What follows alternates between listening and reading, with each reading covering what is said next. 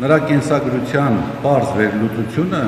ինձ հուշում էր, թելադրում էր, որ որևէ դրական տեղաշարժ, որևէ լուսավոր հեռանկար հնարավոր չէ ակնկալել այս մարդու առաջնորդած շարժումից։ Դա մի մարդ էր, որ իր ողջ կենսագրության ընթացքում բացառապես առաջնորդվել էր շանտաժով,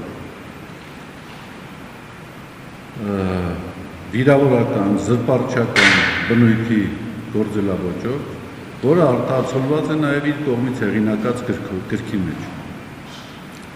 Ես ակնարկում եմ երկրի հակառակ կողմը գիրքը։ Դուք երևի թե ծանոթ եք այդ գրքին, եւ դժվար է դրական սպասումներ ունենալ մի մարդուց, որի աշխարհայացքը ուղղակիորեն արտացոլված է, դրոշմված է այդ գրքի մեջ։ Բայց իսեր Աստծո, ես չպետք է լինեի այն անձը, որը ժողովրդական սպասումները փորձեր խափանել, փորձել չարագուշակ մարգարեի պատմության հագնել։ Եվ դժբախտաբար 20 թվականին տեղի ունեցավ այն, ինչ որ բոլորիս կյանքը այսօր ավերել է։